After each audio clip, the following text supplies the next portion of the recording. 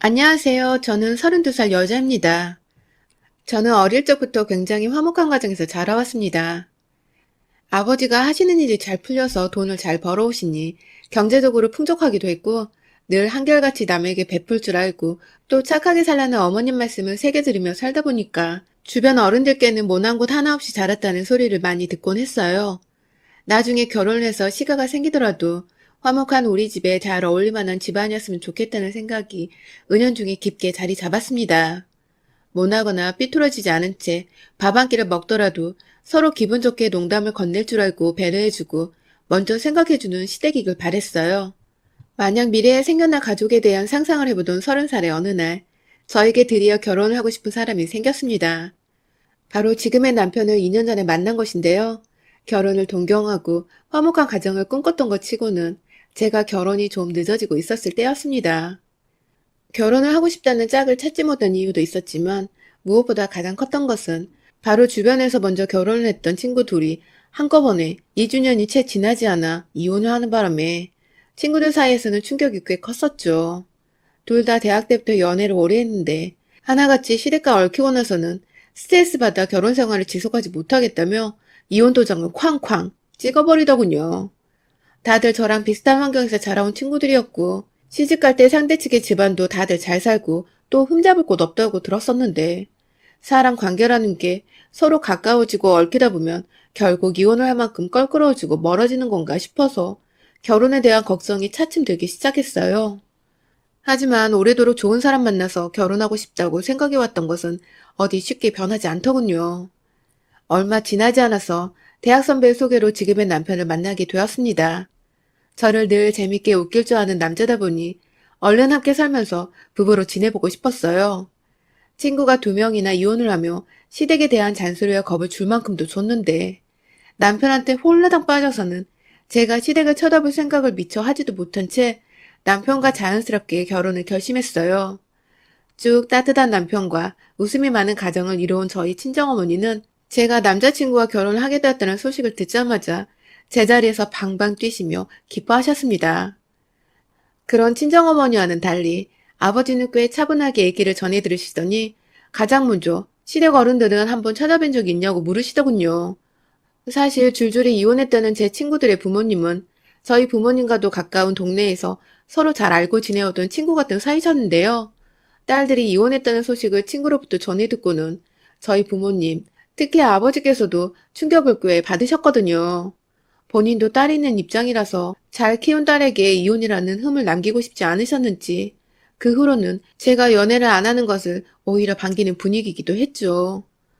그러다가 연애를 시작하면서 남자친구뿐만 아니라 주변인들도 항상 잘 지켜보고 또 알아두라고 단단히 일러주셨었는데 그 말씀을 하나도 제가 지키지 못했던 것입니다. 중간에 한번 시댁 어른들과 신우 한 명을 바깥에서 만난 적이 있었는데요. 당시 시부모님께서는 저희 부모님을 함께 뵙기 전에 저를 따로 만나고 싶다며 남편에게 자리를 부탁했었어요. 그렇게 생전 처음으로 사랑하는 남자의 가족들을 마주했었습니다. 어릴 적부터 제 가족들과도 잘 어울릴 수 있는 사람들이었으면 좋겠다는 막연한 꿈을 가져왔었기에 나름대로 좋은 분들일 거라는 기대가 컸었죠. 남편이 좋은 사람이었으니 말입니다. 그런데 당시 시댁 식구들에 대한 제 첫인상은 그리 좋지 않았어요. 시아버지는 가부장적이신 엄한 모습이셨고 시어머니는 귀가 완전히 눌려 계신 듯 보였죠. 그걸 더 자세히 관찰했어야 하는데 저도 나름대로 시댁 식구들 앞이라고 긴장을 많이 하는 바람에 제 입 밖으로 나가는 말에 더 신경을 쓰느라 주변 사정들을 잘 보지 못했어요. 그저 수평적인 우리 부모님하고는 완전 반대의 사람들이라는 것쯤만 알 수 있었어요. 자리 내내 아들이 꺼내는 질문하고는 침묵을 일관하시던 시아버지께서 시간이 지나며 점점 저하고도 익숙해지신 건지 대화를 주도하셨는데 요지는 딱 하나였어요. 아들이 나이를 먹고 있으니 빨리 결혼했으면 좋겠다는 것이었습니다. 손주가 보고 싶어 죽겠다더군요. 그 바람에 민망한 마음이 들어 남편을 쳐다봤다가 웃음이 터지고야 말았죠. 둘 다 얼굴이 시뻘개져 있었으니까요. 그런데 그때 옆에서 시아버지 식사만 챙기고 계시던 시어머니가 이게 웃기니? 라며 정색을 하고는 저한테 어이없다는 듯이 물어보시더라고요. 그때까지만 해도 전 정말 시어머니가 제게 농담을 하시는 줄 알았어요. 첫 만남에서 며느리 될 사람한테 정색하며 화를 내는 시어머니는 세상에 어디 없다고 생각했거든요. 그런데 진짜로 시어머니는 시아버지 말씀에 웃어버린 제게 화가 나 계셨고 그 바람에 눈치를 챈 남편이 웃음을 갑자기 멈춰버려서 저 혼자 껄껄거리다 억지로 웃음을 멈추는 민망한 상황이 오고 말았어요. 순간 뭘 잘못한 건가 싶어서 짓지도 않은 잘못을 억지로 떠올려보며 무슨 실수를 했는지 어떻게 시어머니께 사과 말씀을 드려야 할지 곰곰이 생각을 해야 했습니다. 그날 시댁 식구들과의 첫 만남에서 저와는 개그 코드가 맞지 않는 어려운 시어머니라는 걸 알았고 곧 저희 친정부모님을 모시고 상견례 자리도 가지는데 혹여나 우리 부모님이 시부모님을 탐탁지 않아 하시진 않을까 싶어서 걱정이 이만저만이 아니었어요. 저희 부모님이나 저나 얘기하며 웃기도 잘 웃는 사람들인데 혹여나 시어머니가 저희 엄마나 아빠한테도 왜 웃냐고 물어볼까봐 오죽했으면 상견례 앞두고 제 꿈에서까지 시어머니가 정색하는 얼굴이 나타났다니까요. 하지만 그 사이 무슨 일이 있었던 건지 대망의 상견례 날 시부모님은 첫 만남에서의 모습은 온데간데 없이 참 다정하고 또 따뜻한 태도로 저희 친정부모님을 맞이해 주셨어요.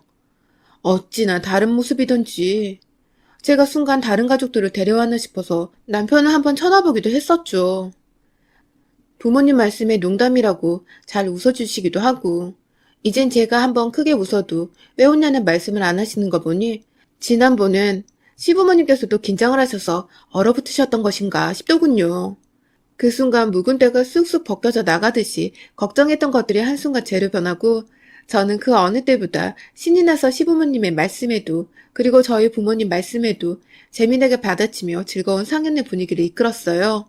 그런데 문제는 결혼 후에, 아니 더 정확히는 신혼여행을 다녀오면서부터 시작되었습니다.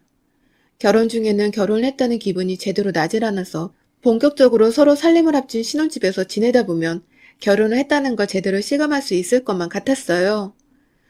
외국에서 한국으로 들어오던 그날 시간이 좀 늦어서 양가 부모님은 다음날 찾아뵙기로 하고 곧장 마트로 장을 보러 갔죠.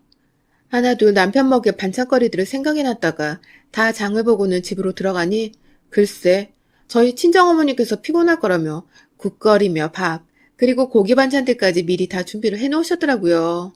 그리고는 본인이 현관문 비밀번호를 알고 있으니 이제 새 걸로 바꾸라고 센스있게 쪽지까지 남겨두셨어요. 덕분에 저희는 집에 들어와 좀 출출했던 참이었는데 그리웠던 한식을 맛있게 먹으면서 제대로 휴식을 취할 수 있었어요. 그리고는 씻고 잠을 자려고 하는데 갑자기 전화가 울렸어요. 신혼집으로 걸려온 첫 전화라서 들뜬 마음으로 전화를 받았는데 시어머니셨어요. 전날 제가 직접 한번 연락을 드렸었거든요. 한국에 도착을 늦게 하니 다음날 여유있게 시댁으로 찾아뵙겠다고 말입니다. 그런데 시어머니는 왜 시댁에 오질 않냐며 너무 의아하다는 듯 물어보시더라고요. 순간 전날 제가 전화를 드렸던 게 꿈이었나 싶었을 정도로 아주 당당히 물어보셨어요. 그 바람에 저는 어제 말씀드렸듯이 저희가 한국에 도착한 지 얼마 되지 않아서 내일 찾아뵙겠다고 웃으며 다시 한번 말씀을 드렸고요. 하지만 시어머니는 그 바람에 제게 화가 단단히 나고야 마셨습니다. 어른 말씀하실 때 왜 자꾸 기분 나쁘게 실실 쪼개자는 겁니다. 급기야 친정에서 그렇게 가르쳤냐고.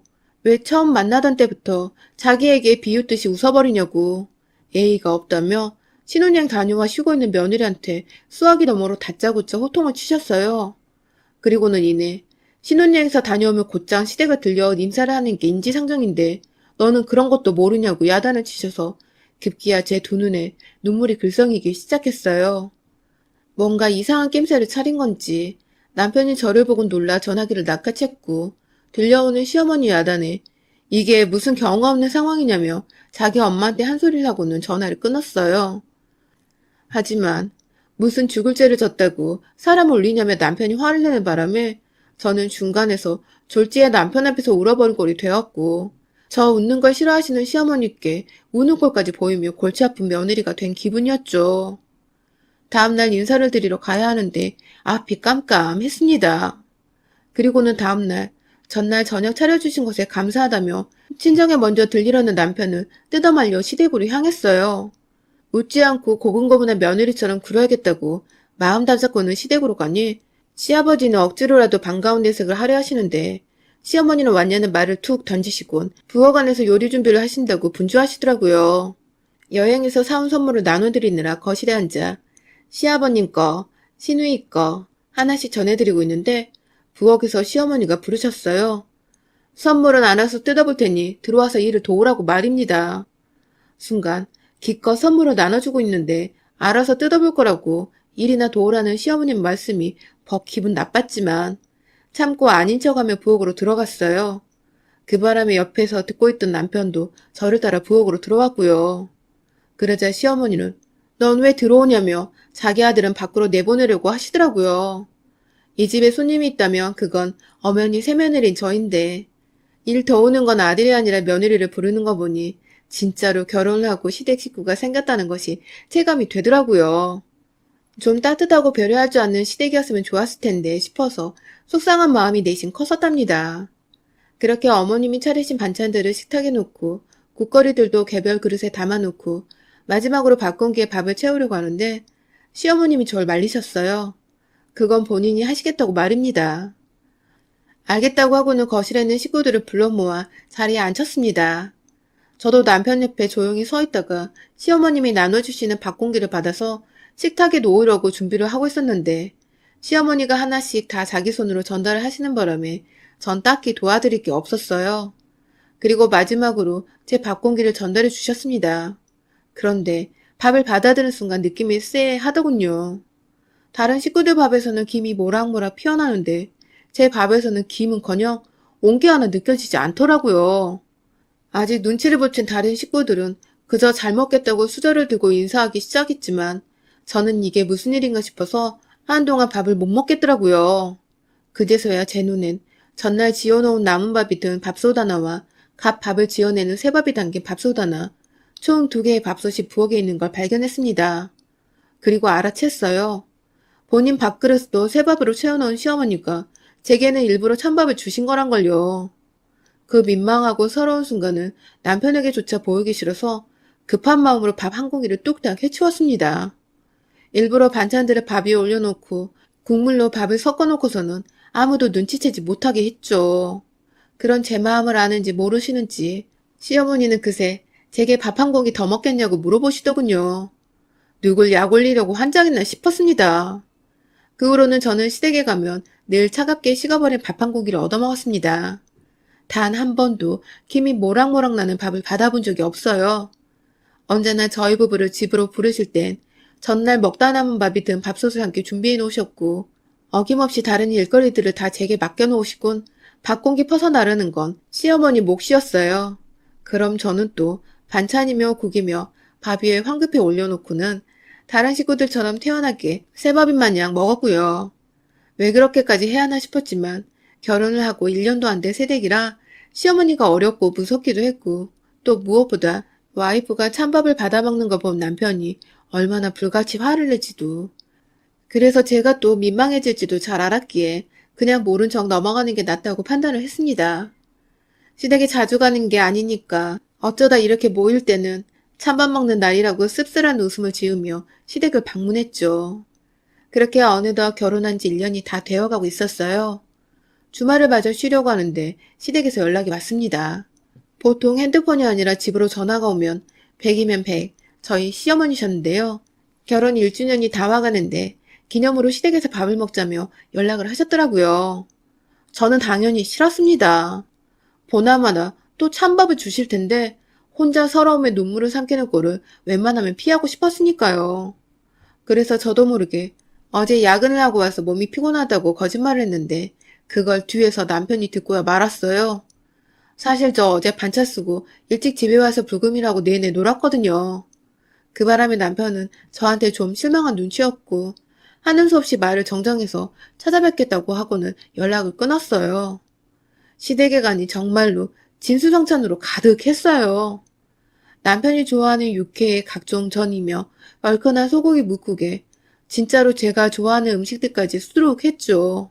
우릴 위해서 이렇게 한가득 차려주신 거에 감사를 드리는 와중에도 부엌에는 찬밥 담긴 밥통이 없나 저도 모르게 밥통 하나를 더 찾고 있었어요. 하지만 그날은 웬일인지 밥통은 하나뿐이었고 제게도 김이 모락모락 나는 따뜻한 밥을 가져다 주셨습니다. 순간 온기가 느껴지는 밥그릇에 정말 눈물이 핑 돌았어요. 결혼 1주년이 되어 드디어 나를 가족으로 며느리로 인정을 해주시는 건가 싶었거든요. 하지만 그런 제 예상은 곧 적나라하게 빗나가고 말았어요. 밥을 먹으려고 고기 반찬을 집으려는데 빤히 쳐다보는 모든 고기 반찬은 다 제 앞에서 멀더라고요. 어찌나 나물 반찬을 많이 하셨는지 8가지 정도가 나물로만 된 찬이었는데 제 밥그릇 앞에는 나물로만 진수성찬이었어요. 팔을 좀 뻗어서 고기 하나를 집어 밥그릇으로 가져오면 국물이 뚝뚝 떨어지는 게 눈치가 보여 못 먹고 있다가 남편이 미안했는지 그제서야 그릇을 섞어주며 제가 먹기 편하게 만들어줬어요. 그러다가 지금도 그때의 기억만 생각하면 밥 한 공기 먹기가 너무 두렵습니다. 제 밥에서 자글자글한 돌멩이들이 하나씩 나오기 시작하는 겁니다. 어찌나 조그만 달걀들인지 밥 한 공기 덥석 수저에 덜어놔도 아무 눈치를 챌 수 없었어요. 입안에 껄끄러운 돌들과 반찬들이 뒤섞이기 시작하며 저는 급기야 부엌 싱크대 위에 먹던 걸 뱉어버릴 수밖에 없었죠. 시어머니는 저를 보며 기다렸다는 듯이 지금 뭐하는 짓거리냐고 언성을 높이셨어요. 가족들 다 보는 앞에서 음식을 뱉어버리면 어쩌냐고. 어디서 그런 걸 배웠냐며 자기 말에 공감해달라는 듯 시아버지와 남편의 얼굴을 번갈아 쳐다보며 저를 향해 헛것을 차기 시작하셨는데 예상과는 달리 남편이 저를 향해 뛰어와 무슨 일이냐고 걱정을 해주기 시작했어요. 그리고 저는 결국 참지 못하고 그간 밥 하나로 쌓였던 서러움이 폭발하고 말았습니다. 어머님, 도대체 저한테 왜 그러세요? 라며 속에서부터 울분을 토하며 괴성이 나와버렸어요. 덩달아 놀란 시어머니는 제가 왜 저러냐며 모른 척 회피를 하다가 급기야 얼른 밥이나 먹자며 식구들을 제자리로 불러 모으셨지만 시아버지도 제가 왜 그러나 싶어서 걱정이 된다며 자리에서 일어나셨어요. 그리고 저는 그놈의 밥 먹자는 말에 소름이 돋아서 당장 제 밥그릇을 엎어서는 손으로 짓눌러 보기 시작했어요. 그리고 이내 육안으로도 확인이 가능한 작은 돌멩이들을 찾아냈습니다. 그걸 보니 남편은 기겁을 하며 혹여나 싶어 자기 밥그릇, 시아버지, 시누이, 급기야 시어머니의 밥그릇까지 샅샅이 뒤져 돌멩이를 찾아봤고 아무에게도 나오지 않는 돌멩이들이 한가득 제 밥에서만 나온 걸 보고는 이게 다 시어머니가 꾸민 계략이란 거 알게 되었죠. 다른 걸 묻지도 않고 언제부터 이랬냐고 절 바라보며 묻는 남편의 질문에 저는 처음부터 이러셨다며 난 늘 지금까지 찬밥만 먹어왔다며 주저앉아 엉엉 울기 시작했어요. 그러자 집안은 난리가 났어요. 시아버지는 살다 별 거지 같은 경우를 다 본다며 안 그래도 가부장적이시라 시어머니가 잔뜩 쫄아 사시는데 거기다 화까지 나시는 바람에 남편이 헤집어 놓은 밥을 집어다 시어머니 입으로 너나 처먹으라며 집어 넣으시더라고요.